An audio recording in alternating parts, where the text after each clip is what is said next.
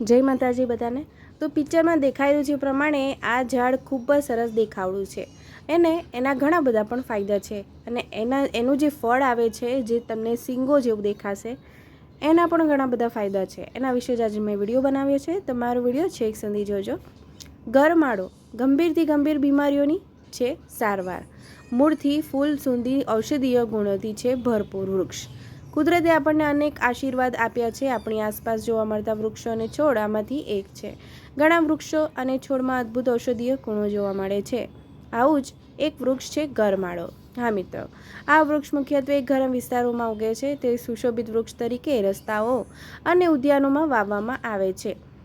ગરમાળા પર પીળા ફૂલો ખીલે છે, જેના કારણે તે ખૂબ જ સુંદર લાગે છે। તમે ક્યારેક આ રસ્તા ઉપર પણ જોયું હશે કે તમે કોઈક બાગમાં જોયું હશે, કારણ કે આ દેખાવમાં એ પણ એટલું સારું છે અને એના ગુણો પણ એટલા જ સારા છે।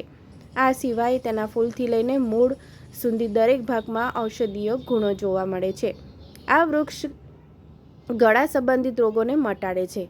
તેના ફળોનું સેવન કરવાથી વાત, પિત્ત અને કફની સમસ્યા પણ દૂર થાય છે। ગરમાળાના ઝાડમાં અનેક ઔષધીય ગુણો જોવા મળે છે। આ ઝાડના પાંદડામાં એન્ટીબેક્ટેરિયલ ગુણ જોવા મળે છે। તો આ ઝાડની સાથે સાથે એનું મૂળ, એના પાંદડા અને એનું ફળ બધું જ ઔષધીય ગુણો માટે ભરપૂર છે। સ્નાન કરતાં પહેલાં જો તેના પાનને પાણીમાં નાખવા જોઈએ। એવું કરવાથી તમારા જે શરીરમાં રહેલા તમામ બેક્ટેરિયા નાશ પામે છે। તેમણે કહ્યું કે તેના પાનનો ઉકાળો બનાવીને કોગળા કરવાથી કાકડા જેવી સમસ્યા પણ હોય છે જે દૂર થાય છે। જો તમને પણ કાકડાની સમસ્યા હોય તો તમે એના પાનનો ઉકાળો બનાવીને કોગળા કરી શકો છો।